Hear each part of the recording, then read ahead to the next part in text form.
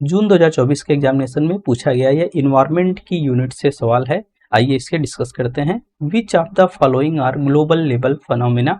ये 5 विकल्प आपको दिए गए हैं, 5 घटनाएं दी गई हैं। कह रहा है कि इन पांचों में से कौन सी ग्लोबल लेवल की कैटेगरीज में आती हैं। तो इसके लिए आपको 5 विकल्प दिए गए हैं, एक एक को हम देखते हैं। पहला विकल्प जो दिया गया है ozone layer depletion. Ozone layer depletion का मतलब है कि ओजोन की परत में क्षरण होना, ओजोन की परत का पतला होना। ठीक है, ओजोन की परत कहाँ पाई जाती है आपको पता है, ये वायुमंडल में पाई जाती है। वायुमंडल की कौन सी लेयर में पाई जाती है, समताप मंडल में पाई जाती है। और ओजोन की लेयर का क्षरण का मुख्य कारण क्या है, सीएफसी गैसें हुआ करती हैं, इसका मुख्य कारण। इसके अलावा कार्बन टेट्राक्लोराइड, मेथाइल क्लोरोफॉर्म इत्यादि जो गैसें होती हैं ये आपके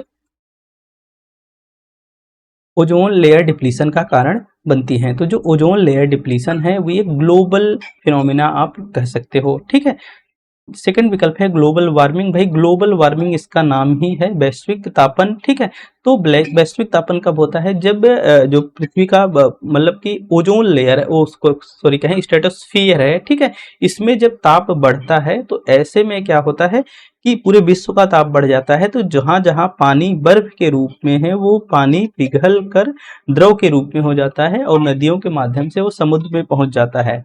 तो ऐसे में क्या है कि समुद्र का स्तर भी बढ़ जाता है, दूसरा जो क्षोभ मंडल है उसका ताप भी बढ़ जाता है। तो ग्लोबल वार्मिंग क्या है आपकी, ये भी एक वैश्विक लेवल की घटना है। ठीक है, और दूसरा rise in sea level, global warming के कारण प्रमुख कारण है राइज इन सी लेवल में, मतलब कि समुद्र के लेवल में वृद्धि होने का ग्लोबल वार्मिंग एक बहुत बड़ा कारण है। जो वैश्विक तापन है भाई किसके कारण से होता है, मुख्य रूप से जो वैश्विक तापन है या ग्लोबल वार्मिंग है वो ग्रीन हाउस गैसेज के माध्यम से होता है। ग्रीन हाउस गैसेज के बारे में बहुत इन डेप्थ बताए हैं, बताने की जरूरत है नहीं। और फॉरेस्ट फायर भाई ये जंगल में आग लगे की घटनाएं ये लोकल लेवल पे भी हो सकती हैं, और एयर पोल्यूशन को भी हम लोकल लेवल की घटनाओं के रूप में देखते हैं। तो यहाँ पे ग्लोबल लेवल की 3 घटनाएं आपको देखने को मिली।